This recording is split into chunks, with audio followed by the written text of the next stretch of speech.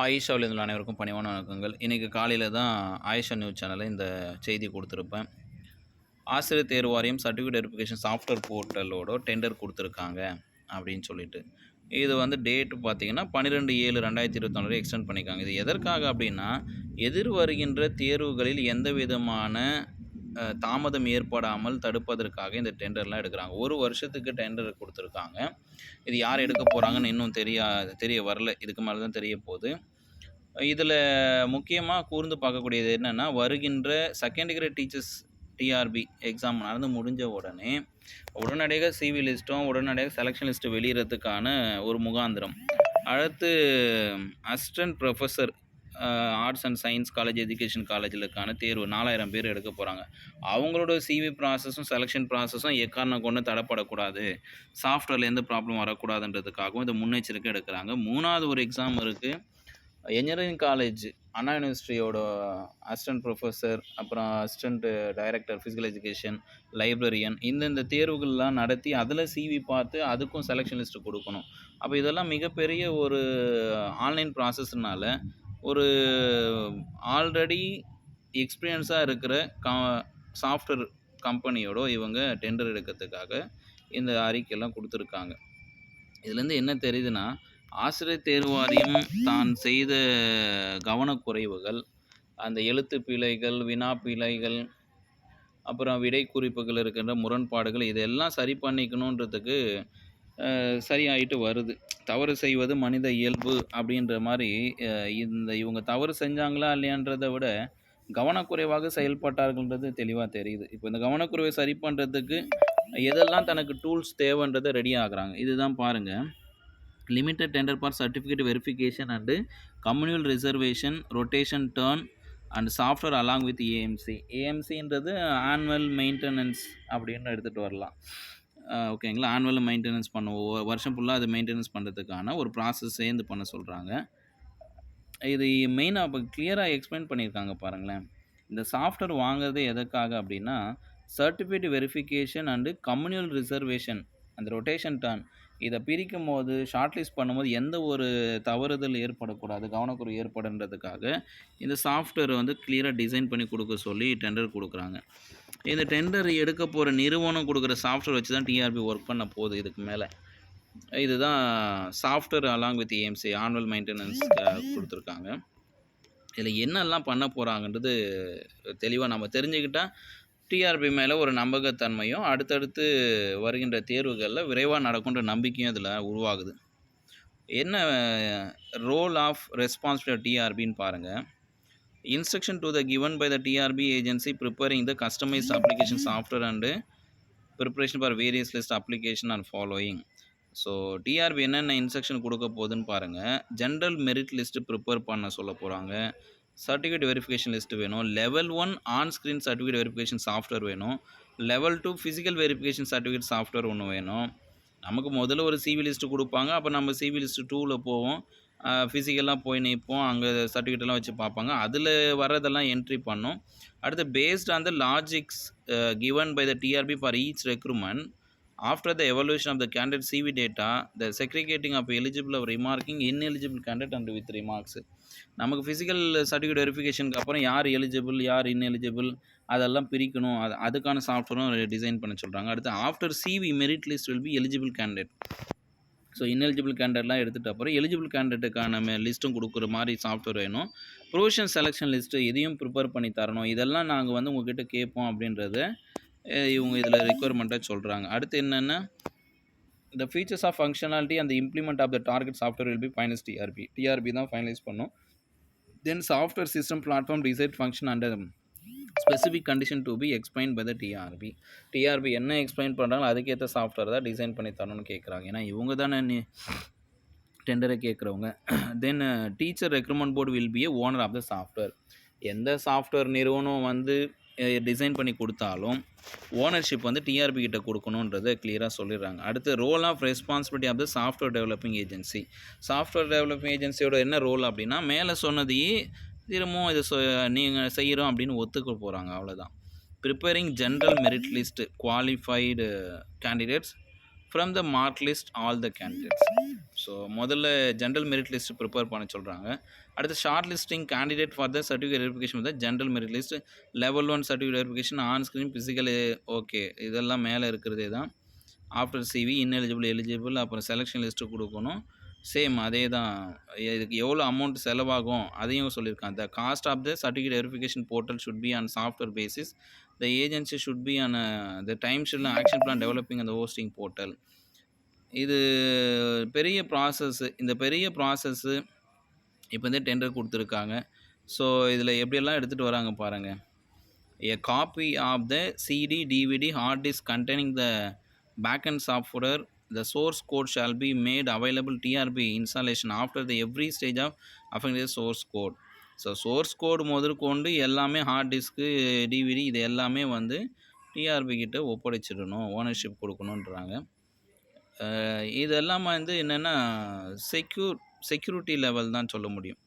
3 dimensional security level அப்படின்ற மாதிரி இதெல்லாம் கேட்குறாங்க. அப்புறம் சர்வீஸ் ப்ரொவைடர் அட்லீஸ்ட் 5 இயர்ஸ் எக்ஸ்பீரியன்ஸாக இருக்கணும், இதெல்லாம் கொடுத்துருக்காங்க. இந்த இது தாங்க. ஸோ இதில் நமக்கு தெரிஞ்சுக்கக்கூடிய விஷயம் என்ன அப்படின்னா, டிஆர்பி தன்னை ரெடி பண்ணிக்கிச்சு, தன்னை ரெடி பண்ணிகிட்டு இருக்குது, தயார்படுத்திக்கிறாங்க. ஏன்னா ஏற்கனவே முதலமைச்சர் வந்து 14,000 போஸ்ட் வந்து நான் டிஆர்பி வழியாக போடுறேன்றதுனால எதிர்வருகின்ற second degree teachers, assistant professor TRB, அனானிஸ்டியோட TRB, SCRT and law college, அப்புறம் பிஜிடிஆர்பி, அப்புறம் சிறப்பு ஆசிரியர்கள் இதெல்லாம் வந்து உள்ளே எடுத்துன்னு வர போகிறாங்கன்றது நல்லா தெரியுது. ஏன்னா இந்த அட்வர்டைஸ்மெண்ட்டே இன்றைக்கி தான், நேற்று தான் அவர் அறிவித்தார். நேற்று அறிவித்த உடனே இன்றைக்கே வந்திருக்கு பாருங்கள், தெரியுது இல்லைங்களா? என்ன இது பார்த்தீங்கன்னா டேட்டு 25/6/2024 சாஃப்ட்வேர் இது வந்து கொடுத்து வச்சுருக்காங்க. Date clear ஆகிடுச்சுங்களா? டிஆர்பி வெப்சைட்டில் தான் இந்த லிங்க் இருக்குது. இது 3வது டெண்டர். டிஆர்பி வெப்சைட்டில் போய் பார்த்தீங்கன்னா நம்ம டெண்டரில் இது 3வது டெண்டர். இந்த 3வது டெண்டர் எதுக்கு கேட்குறாங்கன்னா, கமல் ரிசர்வேஷனையும் சர்டிஃபிகேட் வெரிஃபிகேஷன் சாஃப்ட்வேர் வந்து ரொம்ப கிளியராக இருக்கணும், தெளிவாக இருக்கணும், ஃபாஸ்ட்டாக இருக்கணுன்றதுக்காக தான் இதை டிசைன் பண்ணுறாங்க. அதனால் ஆசிரியர் தேர்வு வாரியத்தின் வழியாக நடத்தப்படுகின்ற தேர்வுகள் நம்பகத்தன்மையாகவும் வெளிப்படைத்தன்மையாகவும் ஒளிமறைவு இல்லாமல் இருக்கிறதுக்கான முயற்சிகளை டிஆர்பி மேற்கொள்ளுது. அதே மாதிரி தொழில்நுட்ப கோளாறுகள், தொழில்நுட்ப இடையூறுகள் வந்து எதையும் ஏற்படாத அளவுக்கு தன்னை வந்து சரிப்படுத்திக்கிறதுக்கு டெண்டர் கொடுத்துருக்காங்க.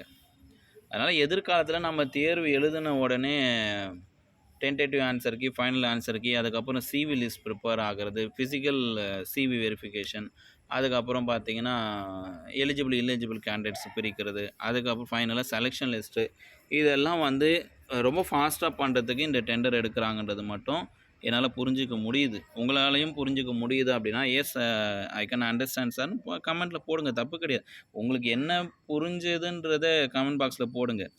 நெகட்டிவ் கமெண்ட் போடுறதோ, இல்லை எதிராக பேசுகிறதோ, இல்லை ஏதோ அப்யூசல் வேர்ட்ஸு, பேட் வேர்ட்ஸ் யூஸ் பண்ணுறது எதுவாக இருந்தாலும் அதை நான் பார்த்துக்கிறேன். உங்களுக்கு என்ன தோணுது? இந்த ஆன்லைன் சாஃப்ட்வேர் டெண்டர் வச்சு டிஆர்பி அடுத்த கட்ட நகர்வுக்கு போயிட்டுருக்கா, இல்லை அதே இடத்துல நின்றுச்சான்னு யோசிச்சு பாருங்கள்.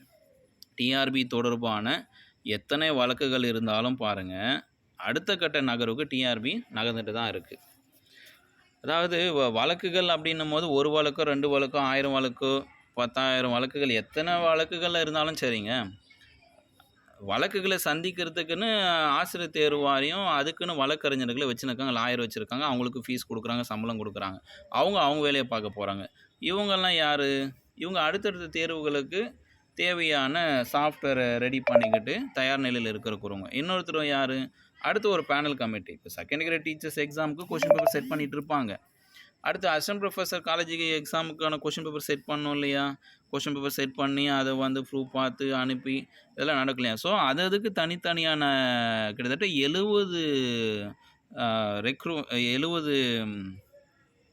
பணியாளர்களை வந்து கூடுதலாக டிஆர்பி வாங்கியிருக்கு இந்த ரிஃபார்மேஷன் ஆஃப் டிஆர்பியில்.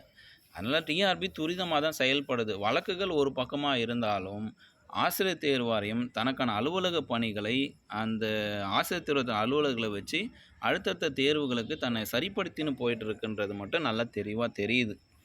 இறுதியாக ஒன்று சொல்லணும், ஆசிரியர் தேர்வு வாரியம் பிடிடிஆர்பியில் செய்த கவனக்குறைவுகளை எதிர்வரும் தேர்வுகளில் சரியா செய்வாங்கன்ற நம்பிக்கை எனக்கும் இருக்குது. எத்தனை பேருக்கு இருக்குன்னு எனக்கு தெரியல. கவனக்குறைவை சரி பண்ணிக்கிட்டு தான் அடுத்த கட்ட நகர்வுக்கு டிஆர்பி போகுது. ஏற்கனவே நடந்தது கவனக்குறைவு தான். அந்த கவனக்குறைவை அவங்க எங்கே ஏற்றுக்க போகிறாங்க, எங்கே சரி பண்ணிக்க போகிறாங்கன்றது அது தனிப்பட்ட வாதம், அது தனிப்பட்ட மேடை.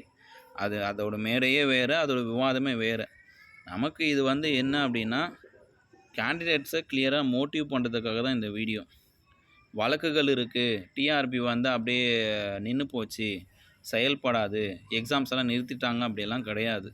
செகண்ட் கிரேட் டீச்சர்ஸ் எக்ஸாம் திட்டமிட்டபடி 21ஆம் தேதி நடக்க தான் போகுது. Assistant college professor exam Manonmani Sundaram university set exam நடத்தி முடித்து ரிசல்ட் கொடுத்தவொடனே அந்த ரிசல்ட் கேண்டிடேட்டு பாஸ் ஆனவங்களெல்லாம் இதில் அப்லோட் பண்ண சொல்லிவிட்டு அவங்களையும் சேர்த்து வச்சு அவங்க எக்ஸாம் வைக்க தான் போகிறாங்க. ஆகஸ்ட் மாதம் அந்த தேர்வு வரப்போகிறதில்ல. எப்படி இருந்தாலும் செப்டம்பர், அக்டோபர் போயிடும். அக்டோபர் என்னை பொறுத்தவரையும் அக்டோபரில் போய் சேர்ந்துடும் அந்த தேர்வு. அடுத்தடுத்த தேர்வுகள் வரதான் போகுது. பிஜிடிஆர்பி தேர்வு கண்டிப்பாக வரதான் போகுது. முதல்வர் அறிவித்த மாதிரி ஜனவரி 2026க்குள்ளே இவ்வளோ போஸ்டிங்னும் போது நமக்கு 18 மாதத்துக்குள்ளே ஏதாவது ஒரு மாதத்தில் பிஜிடிஆர்பி நோட்டிஃபிகேஷன் வரதான் போகுது. அந்த மாதத்துலேருந்து 90 நாள் கேப்பில் எக்ஸாம் நடத்த தான் போகிறாங்க. அதுக்கடுத்து 60 நாள் கேப்பில் ஆன்சர் கீ வரப்போகுது. அதுக்கப்புறம் ப்ரொவிஷனல் லிஸ்ட்டு வரப்போகுது, செலெக்ஷன் லிஸ்ட்டு எல்லாமே எடுத்துன்னு வந்துடுவாங்க. அதனால் எந்த மாதம் நோட்டிஃபிகேஷன் வரும் அப்படின்னு கேட்காதீங்க, படிக்க ஆரம்பிச்சிடுங்க. அதுதான் நல்லது. இதெல்லாம் என்னென்னா அடுத்தடுத்த தேர்வுகளுக்காக இந்த டெண்டர் எடுத்துட்டாங்க. சரிங்களா? மீண்டும் இது போன்ற ஒரு தகவலோடு உங்களை சந்திக்கிறேன். இது ஆயிஷா டீச்சர்ஸ் ஃபேமிலி. யாதும் ஊரே யாவரும் கேளீர். நான் உங்கள் ஆனந்த் சார். நம்பிக்கையோடு இருங்க. எதிர்வர தேர்வில் வெற்றி பெறத்துக்கு வழியை பாருங்கள். கண்டிப்பாக உங்களோட வழிகள்லாம் நீங்கி வழிகள் பிறந்து கொண்டிருக்கிறது. அந்த வழியில் நடக்கிறதுக்கு உங்கள் மன தைரியத்தோடு உங்கள் கால்களை கொண்டு தினமும் நடங்க, தினமும் பயிற்சிடுங்க, வெற்றி பெறுவீர்கள். உங்களுக்கு வெற்றி பெறுவீங்க நம்பிக்கை இருந்தால் கமெண்ட் பாக்ஸில் சார் நான் கண்டிப்பாக அடுத்தடுத்து வருகின்ற தேர்வுகளை நான் ஜெயிச்சிடுவேன் சார்னு கமெண்ட் போடுங்க. தொடர்ந்து அடுத்தடுத்த வீடியோவில் உங்களை நான் சந்திக்கிறேன். நம்பிக்கையாக இருங்க.